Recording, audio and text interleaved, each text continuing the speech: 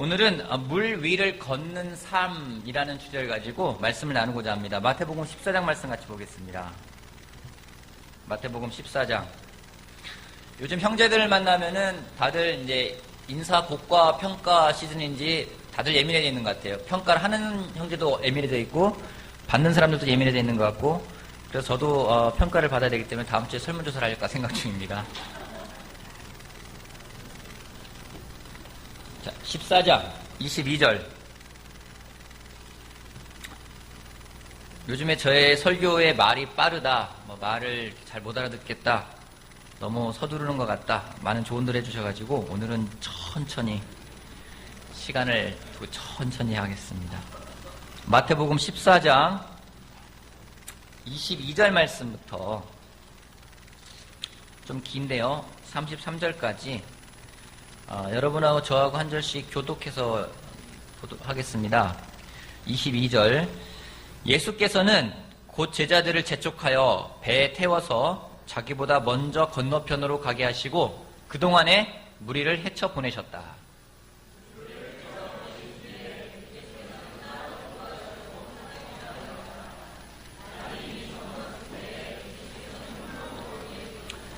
제자들이 탄 배는 그 사이에 이미 육지에서 멀리 떨어져 있었는데 풍랑에 몹시 시달리고 있었다.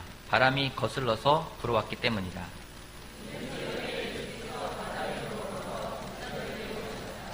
제자들이 예수께서 바다 위로 걸어오시는 것을 보고 겁에 질려서 유령이다 하며 두려워서 소리를 질렀다.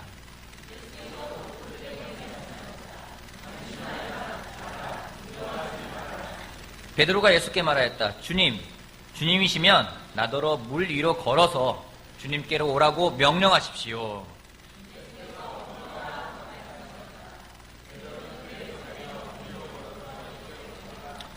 그러나 베드로는 거센 바람이 불어오는 것을 보고 무서움에 사로잡혀서 물에 빠져 들어가게 되었다. 그때 그는 주님, 살려주십시오 하고 외쳤다.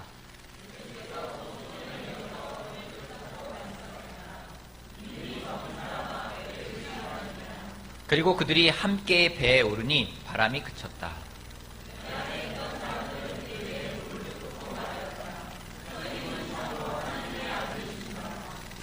아멘. 우리가 잘 알고 있는 베드로가 물 위를 걷게 되는 장면이 나오는 겁니다. 이 대목에 앞서 예수님이 놀라운 기적을 행하십니다. 물고기 2마리와 보리빵 5개를 가지고 오병이어 기적을 일으키십니다. 남자만 5,000명이 넘는 사람이 먹는 놀라운 기적을 일으키십니다. 그 자리에 모인 사람들이 대략 한 10,000명이 넘는다고 산정을 하고 있습니다. 그 많은 사람들을 그 작은 음식을 가지고 나누어서 다 먹게 합니다. 여러분은 여러분들에게 좋은 말을 해주는 사람을 따르고 싶습니까? 아니면 여러분의 배를 부르는 사람을 따르고 싶습니까? 여러분에게 유혹이 된다면은 여러분에게 좋은 말씀을 전해주는 사람을 따르고 싶습니까? 아니면 여러분들의 배를 부르게 해주는 그런 사람을 따르고 싶습니까? 솔직하게 해요. 금강산도 식후경이라는 말이 있는 것처럼 우리나라는 무엇인지 먹는 거에 굉장히 민감합니다. 형제들은 먹는 것 갖고 삐지기도 하고요, 먹는 것 갖고 싸우기도 합니다. 사람들은 좋은 말을 해줘도 좋고 좋은 가르침을 줘도 좋지만은 실질적으로 자신의 배를 더 채워줄 수 있는 사람을 원합니다. 직장을 다니는 이유도 때로는 나의 배를 좀 더 부르게 해줄 수 있는 직장이 어딘가, 집을 찾더라도 내가 좀 더 편하게 지낼 수 있는 곳이 어딘가에 대해서 찾고 사람들은 따릅니다. 오병이어의 기적을 행하였습니다. 예수님이 오병이어의 기적을 행하자 많은 사람들이 예수님에게 더 달려듭니다. 이 사람이야말로 우리를 로마로부터 구해줄 메시아구나. 이 사람이 우리의 인도자가 된다면은 로마 군대하고 싸워볼 만하겠다. 이제 우리를 구원해줄 수 있겠구나. 사람들이 예수님을 왕으로 세우려고 합니다. 또 제자들도 얼마나 기뻤을까요? 내가 모시고 있는 예수님이 놀라운 일을 하는 거예요. 그러니까 예수님에 대해서 이제 우쭐해지고 이들도 드디어 내가 잘 따랐어. 근데 예수님을 따르기 때문에 뭔가 내가 한 잔 할 수 있을 것 같아. 우쭐해질 수 있었을 것 같아요. 그래서 그런지 예수께서는요, 제자들을 재촉합니다. 야, 빨리 가. 빨리 가. 빨리 강 건너편으로 가. 배를 태워서 빨리 보내십니다. 그리고 예수님은 사람들을 다 헤쳐버리십니다. 돌아가라고. 그리고 예수님은 산으로 올라가십니다. 산으로 올라가셔서 외딴 곳으로 가셔서 그곳에서 기도하셨습니다. 아마도 하나님에게 대한 감사의 기도겠죠. 하나님, 기적을 행해주셔서 감사합니다. 또 하나님을 찬양하는 기도였었고요. 다시금 또한 당신이 가져가는 미션이 무엇인지를 생각하는 시간이었을 거라고 생각을 합니다. 예수님이 그곳에서 날이 저물도록 혼자 계셨다고 합니다. 그런데 문제가 생깁니다. 무슨 문제인지 제자들이 탄 배가 풍랑에 시달리는데 그냥 시달리는 게 아니라 풍랑에 몹시 시달리고 있었다고 합니다. 예수님이 이른 새벽에 가까이 오셔서 그 많은 일들 다음에 배에 오르기 전까지 그 배는 풍랑에 시달렸다고 합니다. 우리 다른 버전 성경 보면은요, 예수님께서 그 배로 오셨던 시간을 약 3경이라고 합니다. 일산에도 3경이 있죠. 뭐 서경, 화경, 현경 해가지고 3경이란 자매가 있다고 하는데 뭐 그 3경이 아니라요. 3경은 대략 새벽 3시부터 6시까지를 3경이라고 합니다. 3경쯤에 예수님이 오셨으니 제자들이 배를 타고 출발했을 때는 저녁 때쯤 되었을 것이고 예수님은 날이 저물도록 있었기 때문에 제자들이 그 배에서 풍랑 속에서 시달렸던 시간은 대략 짧게는 6시간, 길게는 9시간 동안 그 풍랑 속에서 그 배의 시달림을 겪었습니다. 여러분 얼마나 힘들었을까요? 배멀미 해보신 적 있으십니까? 배멀미 해보신 분. 차멀미하고는 비교가 안 돼요. 비행기 멀미하고도 비교가 안 돼요. 지금부터 약 한 9년, 10년, 9년 정도 됐겠네요. 그 전에 한번, 우리 형제 전임들이 바다 낚시를 가자라는 의견이 나와가지고 바다 낚시를 가게 됐어요. 동해로 가게 됐습니다. 동해로 바다 낚시 가는데, 그날따라 바람이 많이 불어요. 지금 생각하면은 그때 출항을 하면 안 되는 거였어요. 근데 일단은 바람이 많이 불고 파도가 꽤 높았는데, 그래, 바다 깊은 데 가면 좀 잔잔할 수 있을 테니까 가자 하고서는 의기양양하게 배를 타고 갔습니다. 배를 타고 가는 처음에는 다 신났어요. 막 파도를 타고 가니까 얼마나 신납니까? 앞에 뱃머리에 앉은 형제들은 바이킹처럼 막 와우 와우 소리 지르고 좋아했었어요. 다들 좋아하고 우리들 또 야 이렇게 배를 타는구나 하면서 출렁출렁이는 배를 타고서는 점점점 바다 가운데 나갔습니다. 목적지에 도달했습니다. 갑자기 배가 더 이상 안 움직이고 배를 정박해 놓고 이제 낚싯대를 들어서 낚시를 하기 시작하는 거예요. 배가 출렁출렁 하잖아요. 진짜 거짓말하지 않고 딱 1분쯤 지났을 때 한 형제가 그동안 먹은 게 뭔지를 확인하고 있었습니다. 그때 뭐 김사원 형도 있었고요, 정도희 목사님도 있었고 많은 사람들이 있었는데 같이 사더니 정도희 목사님 그 목소리 그 목소리 굵지 않습니까? 가야 되지 않을까? 딱 한 2분 3분 지나니까 다들 이제는 정신이 혼미해지기 시작을 하고요. 정말 저는 정말 끔찍했어요. 지금 생각해도 정말 울렁울렁할 정도로 끔찍한 상황이었어요. 5분도 안 돼가지고 결국에는요 5분 정도 돼가지고서는 철수했습니다. 딱 육지에 도착하자마자 정말 거짓말 같지 않게끔 뭐가 짠 것처럼 모두가 바닥에 다 쓰러졌어요. 거기 가게에 평상이 있으니까 평상에 누가 있는지 없는지 어떤 할아버지가 있건 뭐건 전혀 그런 구역 중에 다 쓰러져가지고 해군으로 근무했던 형제가 있는데 그 형제만 조금 정신이 있을까, 나머지는 전부 다 아니었습니다. 제자들이 풍랑에 시달리고 있었어요. 1시간, 2시간, 3시간 풍랑에 시달립니다. 근데 한번 좀 생각해 봅시다. 이들은 왜 그 풍랑에 시달려야 했을까요? 빌립이 믿음 없는 발언을 해가지고 예수님 보면 복수하는 걸까요? 왜 이들은 풍랑에 시달려야 되는 걸까요? 이들이 풍랑에 시달리는 이유는 뭐 때문입니까? 원인 제공자가 누굽니까? 바람? 원인 제공자가 누구예요? 이들은 뭐 때문에 배를 타고선 건너편에 가게 됐습니까? 이들이 풍랑에 시달리는 이유는요, 예수님의 말씀에 순종했기 때문입니다. 사람들은 이야기합니다. 말씀에 순종했더니 하나님이 이런 축복을 해주셨어요. 제가 경기가 어렵지만은 주일날 지키기 위해서 일요일날 가게 문을 닫았는데 토요일날 매출이 2배가 되었더라고요. 이런 사람들이 있어요. 얼마나 기쁩니까? 그죠? 되게 순종하게 됐더니 나한테 기쁨이 왔다. 나한테 정말 사업에도 잘 되더라. 회사에서도 더 승진하더라. 그런 얘기를 들을 때가 있습니다. 하지만 순종을 했기 때문에 모두가 기쁨의 시간이 있는 것은 아닙니다. 순종해서 손해봤다는 생각이 들 때도 있습니다. 내가 말씀에 순종하다가 직장에서 잘렸어. 때로는 나는 거짓말하기 쉽지 않아. 난 거짓말하지 않기 위해서 정말로 회사에서 정직하게 일하다 보니까 회사에서 우리 왕따당했어.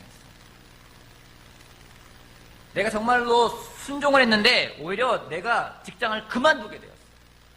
그 좋은 직장이었는데 직장을 그만두게 되었어.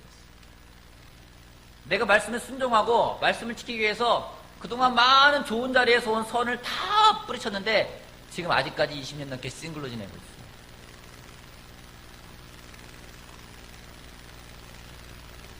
또 주변에서 순종하지 않고 반항적이었는데 더 잘 살고 있는 사람처럼 보일 때는 더 속상합니다.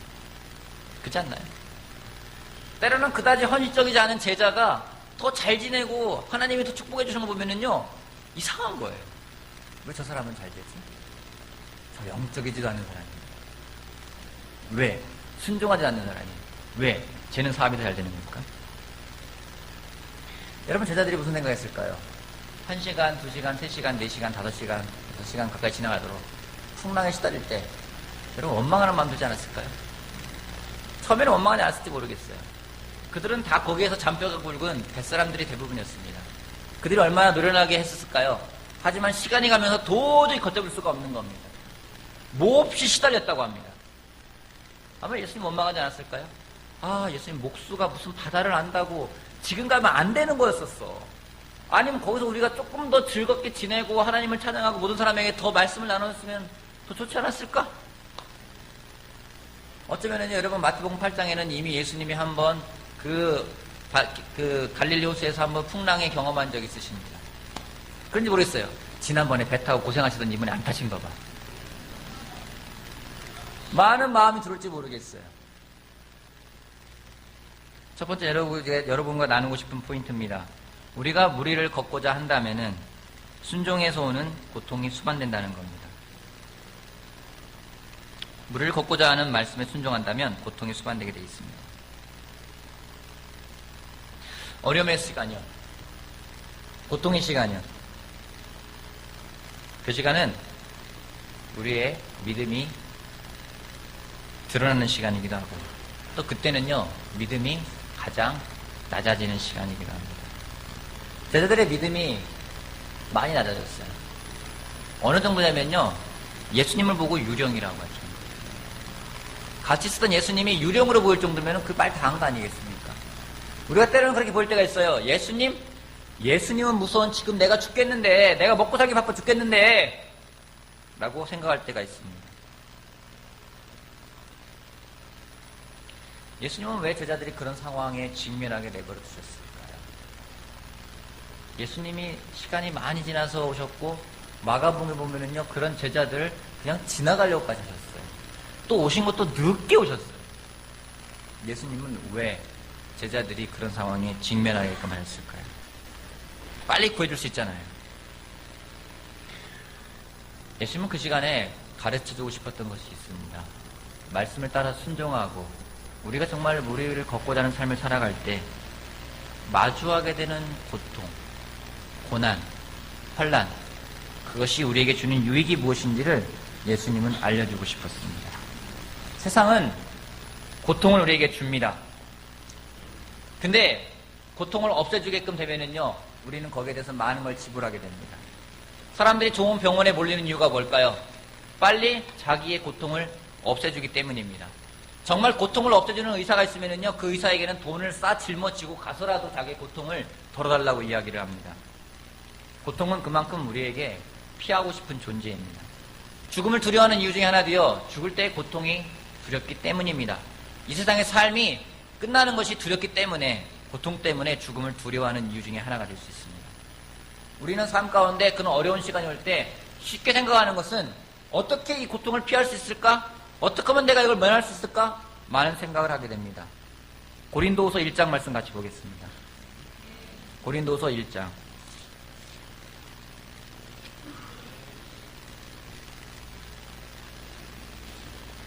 고린도후서 1장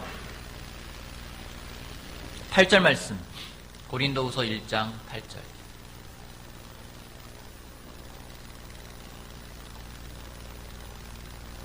고린도후서 1장 8절. 형제자매 여러분, 우리가 아시아에서 당한 환난을 여러분이 알기를 바랍니다. 우리는 힘에 겹게 너무 짓눌려서 마침내 살 희망마저 잃을 지경에 이르렀습니다. 우리는 이미 죽음을 선고받은 몸이라고 느꼈습니다. 바울이 이야기하고 있습니다.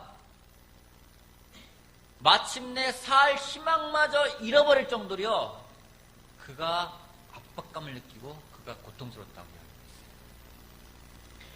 몸이 이미 죽은 몸이라고 사형 선고를 받은 것처럼 느꼈다고 이야기를 하고 있습니다.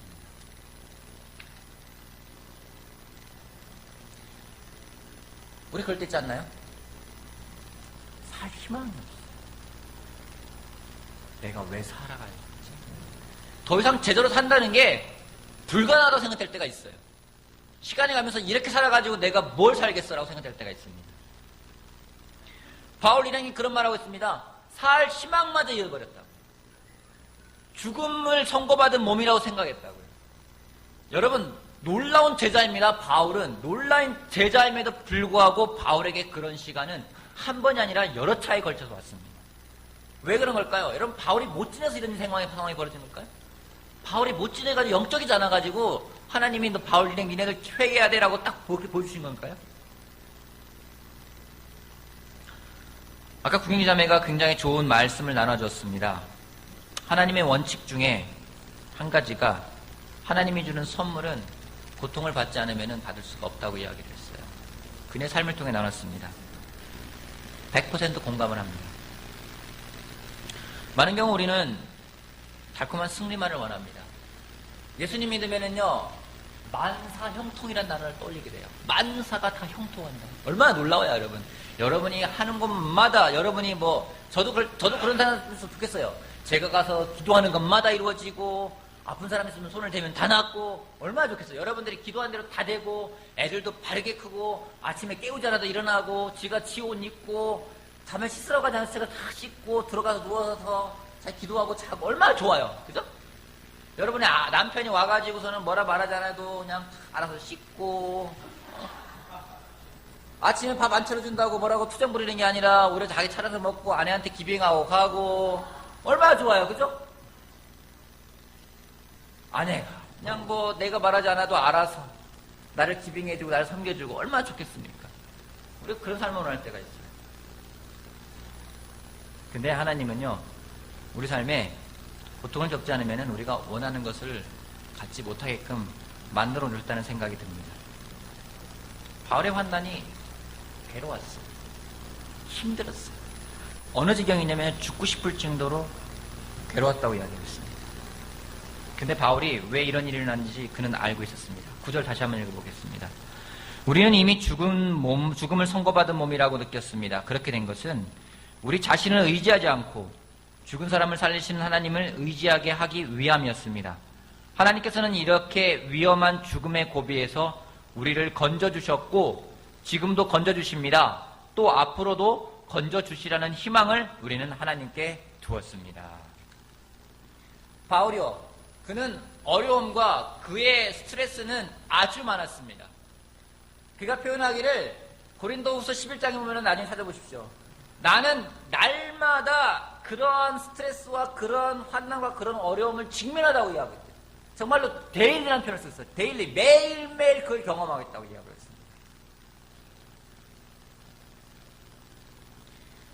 제대로 살아가면서 무리를 걸으려면은 우리에게 분명히 환난의 시간은 오게 돼 있습니다. 하지만 그 시간이 우리한테 결국 유익이 된다는 걸 우리가 믿는 것이 중요합니다. 왜요? 하나님이 건져주실 것이기 때문에. 올해 저의 개인적인 목표는 성장을 통한 기쁨이었습니다. 연초에도 설교를 했고요. 성장을 통한 기쁨. 오늘 놀랍지 않아요? 성장을 통해서 기뻐지고 싶다. 제가 생각해도 참 되게 놀라운 주제였다. 근데 시간이 지날수록 그 말을 잊어버릴 정도로 성장은커녕 맨날 고통과 고난의 시간인 것 같았어요. 이게 웬일이지? 나는 성장을 통해 기뻐지고 싶었는데 돌아보니까요, 하나님이 정말 많은, 개인적으로 저에게 가르쳐주는 분들이 정말 많았어요. 제가 성장할 수 있게끔 하나님이 정말 많은 레슨을 주셨다 생각을 하거든요. 요즘에 제가 기뻐지고 있어요. 왠지 아십니까? 성장하니까 이제 기뻐질 말만 남았구나. 12월 달은요, 다 파티로 채울 거예요, 제가. 크리스마스 파티, 무슨 파티, 바이블터 무슨 파티, 만나는 거다 파티로 채울 겁니다. 여러분, 하나님의 일에 순서가 있습니다.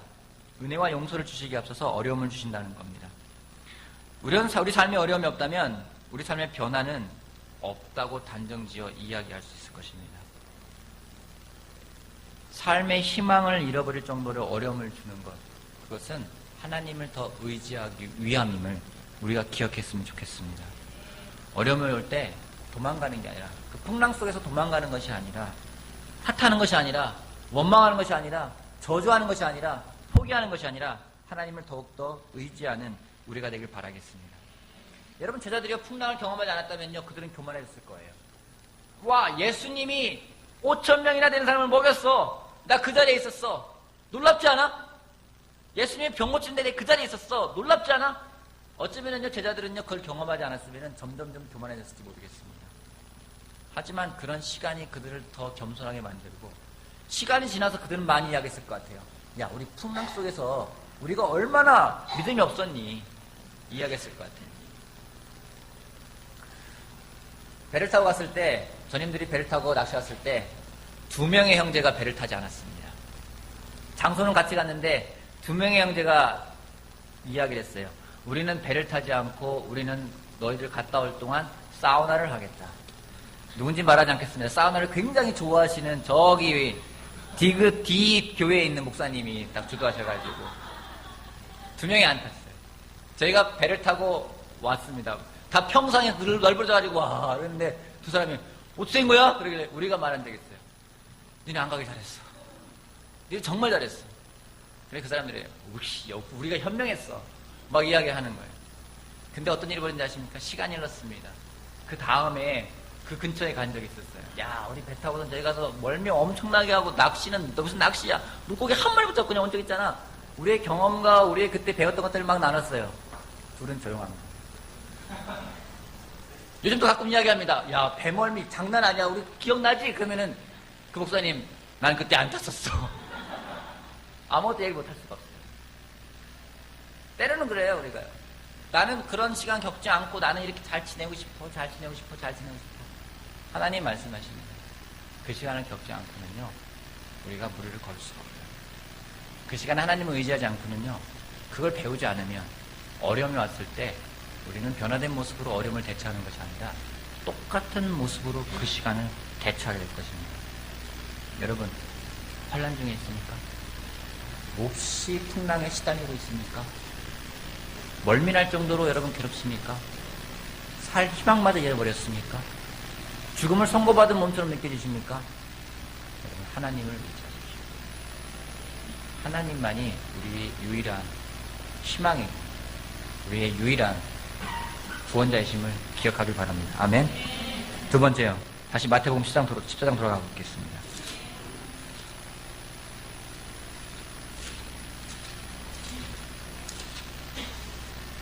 (28절) 말씀 다시 읽어보겠습니다.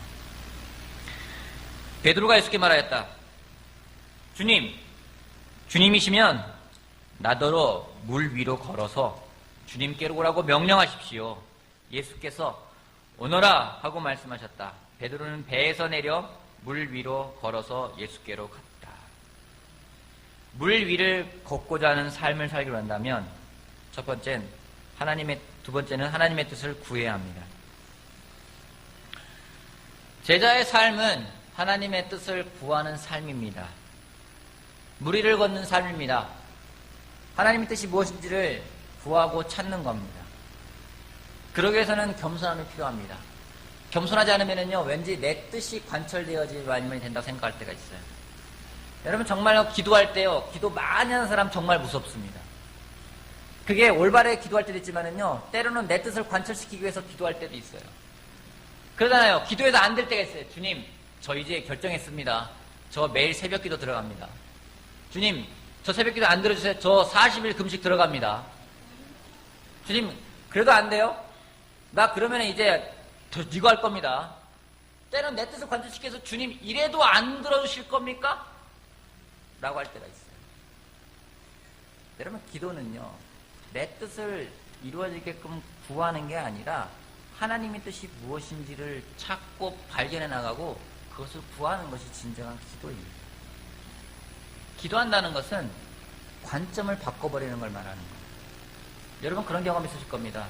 기도하기 전에는 분명히 이런 문제에 대해서 이런 관점으로 보았지만 기도하고 난 다음에 내 관점이 바뀌어진 걸 경험한 적이 있으실 거예요. 관점이란 굉장히 중요합니다. 요즘에 많은 시위를 합니다. 시위를 하면은요, 여러분 인터넷 뉴스 검색을 같이 한번 해보십시오. 보수 쪽이 있고요, 진보 쪽이 있습니다. 진보 쪽에서는요, 얼마나 그 시위에 대해서 진압한, 탄압한 경찰들이 얼마나 나쁜 사람들인지 이야기하고 있고요. 보수 쪽에서는요, 얼마나 시위가 격렬하고 불법 행위들을 또 표현하면서 서로 간에 이야기를 합니다. 관점이라는 게 그런 거예요. 똑같은 일을 보면서도요, 이렇게 보느냐, 이렇게 보느냐에 따라서 많이 달라지는 것이 관점입니다. 기도는 관점을 바꾸는 겁니다. 풍랑 속에 있는 제자들이요, 원망할 수 있을 것 같아요. 예수님이 해쳐버렸을 때 원망할 수 있을 것 같아요. 왜 그럽니까? 좀 더 누려야 되지 않겠습니까? 라고 이야기할 수 있을 것 같아요. 하지만 하나님의 관점에서 본다면 예수님이 그렇게 인간적인 관점으로 가면은요, 인류를 구원할 수 있는 그 미션을 행할 수가 없는 거예요. 기도는 관점을 바꾸는 겁니다. 내 뜻이 아니라 하나님의 뜻이 무엇인지를 발견해 나가는 겁니다. 주님, 저 무리 걷겠습니다. 베드로가, 주님, 나 무리 걸어갑니다. 걷게 해줘야 돼요. 나 배 발 담급니다. 물 발 담급니다. 이래도 안 될 겁니까? 나, 두 발 다 담갔어요. 손 놔요. 나 걸어야 된다니까요. 그러지 않았다라는 거죠. 때는 우리 기도가 뭘 구하고 있는 기도인지를 봐야 됩니다. 하나님의 뜻을 구하고 있는 기도인지, 아니면 주님, 이래도 안 주실 겁니까? 이래도 안 될 겁니까?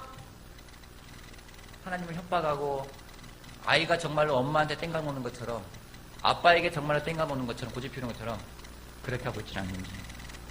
여러분, 베드로는요, 올바르게 구했어요. 주님, 주님이시거든 나더러 주님께 무리를 걸어서 오라고 하십시오. 그가 구한 건 주님의 뜻을 구했지 자기 뜻을 구한 게 아니었어요. 우리가 무리를 걷고 싶다면, 그런 삶을 살고 싶다면 우리가 구할 것은 하나님의 뜻을 구하는 삶을 살아가는 삶이 되어야 합니다. 오늘 여러분 무엇을 기도하고 있습니까? 기도 많이 한다는 사람 보면요, 제가 긴장하고 만납니다. 요즘 저 기도 하루에 1시간씩 하고 있어요. 매일 하루에 1시간씩, 2시간씩 하고 있어요. 만날 때 긴장을 하고 있어요. 그 사람이 어떤 기도하는지 제가 마음이 긴장이 됩니다. 왜요? 내 뜻을 구하기 위해서 애를 쓰고 내 뜻을 관철시켜서 애를 쓰는 사람에게는요, 만나서 무슨 말을 하더라도 들어가지가 않습니다. 굳어져 버렸기 때문에. 세뇌가 돼버렸어요. 내 뜻이 하나님 뜻인 거죠. 여러분 정말 베드로처럼 주님, 당신이 원하시는 게 뭡니까? 당신이 원하시면 이대로 하게 해주십시오.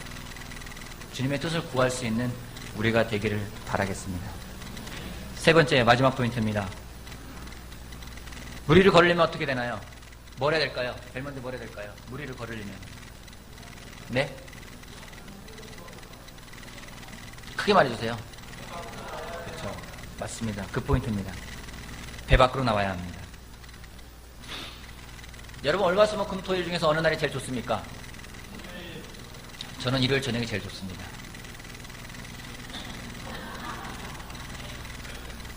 저한테 가장 싫은 날이 있다면요, 토요일 밤이에요.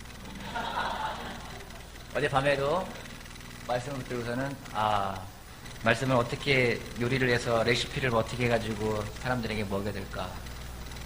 1시, 2시 계속 생각하고 고민하고 이야기합니다. 이 말씀을 보았어요. 말씀 보면서 저한테 질문해봤어요. 김호야, 물 위를 걷고 싶니? 스스로 질문한 다음에 생각을 많이 해봤어요. 내가 걷고 싶냐? 여러분, 물 위 걷고 싶으세요? 지금 여러분 아니요 하면 앞에 설교 다 꽝인 거예요. 여러분, 물 위를 걷고 싶으세요? 그런 마음 있으세요? 배 안에 머물고 싶은 생각 안 드세요? 멀미나더라도요, 거기가 더 안전한 것 같지 않으세요? 배가 밖으로 나가는 게 두려워요. 무리는 걷고 싶은데 때로는 배 밖으로 나가는 것도 불안해요. 근데 한 가지는요, 배 밖으로 나가지 않으면 무리를 걸을 수가 없어요. 무리를 걷는다라는 그 기분 어떨까요? 상상해봤어요. 무리를 걸으면 기분. 내 한 발 한 발이 무리에 또 인터넷에 검색해보니까 또 무리를 걷는 사람이라고 또 마술한 사람이 하나 나타나. 수영장을 걸어간 사람이 있더라고. 막 동전을 막 뿌리면서 아무것도 없다는 걸 보면서 걸어간 사람 보면서 기분이 어떨까? 무리를 걸을 때 기분이 어떨까? 근데 무리를 걷고 싶지 않은 이유가 뭘까? 배에서 나오고 싶지 않은 이유가 뭘까? 여러분, 우리는요, 안전하다 생각되는 것에 머물러 있습니다. 지난주에 제 설교를 했습니다. 새롭게 되기 위해서는요, 하나님은 새로운 걸 원하기 때문에 새로운 걸 해야 된다고. 과거를 잊어버리라고. 저한테 굉장히 도전이 되는 설교예요, 그 설교는. 저는 새로운 걸 하는 거를 별로 좋아하지 않습니다. 저한테 가장 좋은 직업을 구하라면은요, 단순 반복되는 노동이 저한테 가장 좋습니다. 뭐, 인형 눈알 깨는 거라든가. 잘할 것 같아요. 계속 단순 반복되는 것들. 제가 압니다. 저의 천성은요, 게을러요. 그래서요, 뭔가 새로운 걸 하는 것도 귀찮아요. 뭔가 새로운 걸 하는 것도 싫어요. 그냥 하던 대로 하는 게 제일 좋다 생각할 때가 있어요. 그래서 스스로를 갖다가 그냥 보수라고 하는데 보수가 아니라 이거는 게으른 거죠. 근데 하나님이 말씀하고 계신 거예요. 너 무리를 걷고 싶니? 2016년도 너 무리를 걷고 싶니? 아니면 배 안에서 계속 시달리고 있을래? 여러분, 배 안에서 멀미하는 것보다는요, 무리를 걷는 게 나아요. 근데 걸어야 되는데 왠지 걸을 때는요, 그만큼 믿음이 없어요. 정말 걸을 수 있을까? 원하느냐가 먼저 문제라는 거죠. 그리고 배가 안전하다는 생각 때문에 그 안에 머물러 있는 겁니다. 여러분, 우리가 배 밖으로 나와요. 뛰쳐나가요. 뭔가 나를 안주하게끔 만드는 것이라면 여러분, 그거를 깨트려 보십시오. 하나님과의 관계에서도 때로는요, 안주할 때가 있어요. 아, 오늘 아침에 말씀을 읽었어. 기도했어. 난 그러니까 오늘 하루 됐어. 그 안주할 때가 있어요. 그것도 깨고 나와야 되는 겁니다. 뭔가 하나님과 더 관계를 깊이 가져가고, 주님이시면 나더러 무리로 나오라고 하십시오라고 말할 정도의 그런 기도를 할 수 있다면요, 우리가 정말로 더 우리가 가지고 있는 것들을 깨버리고 나가야 되는 겁니다. 나의 틀을 깨야 됩니다. 나를 버려야 합니다. 더 겸손해져야 됩니다. 더 많이 물어봐야 됩니다. 더 많이 배우려는 자세가 필요합니다. 그것이 바로 예수 그리스도의 자세입니다. 우리가 예수 그리스도의 자세를 가져가야 된다면은, 그 태도를 가져가지 않는다면은 우리는 계속 배 안에 머물러 있는 사람이 될 거예요. 여러분, 2016년 우리가 주제를 정했습니다. Just Jesus. 오직 예수. 오직 예수님만을 바라보면서 예수님처럼 따라가겠다고 우리가 결정하고 하는 한 해를 만들려고 하고 있습니다. 또 계획을 세우고 있습니다. 바이블 내에서 많은 계획을 세우고 있어요. 논의도 하고 있습니다. 아이디도 주고받고 있습니다. 여러분, 그 모든 것들이 정말 우리를 배 밖으로 발을 디디게끔 하는 그런 계획이 되었으면 좋겠습니다. 그런 겸손함이요, 그런 믿음 있는 마음이요, 그런 배우려는 마음들을 가져갈 수 있는 우리 모두가 되길 바라겠습니다. 여러분, 무리를 걷고 싶습니까? 순종하십시오. 고통이 따를 수 있습니다. 하지만 하나님이 주시고자 하는 선물이 있습니다. 또한 우리가 주님의 뜻을 구하는 기도를 하는 사람이 되길 바라겠습니다. 그리고 배 밖으로 나와서 정말로 하나님이 주시는 그 걷는 기쁨을 같이 경험하는 우리 모두가 되길 바라면서 말씀 마치겠습니다.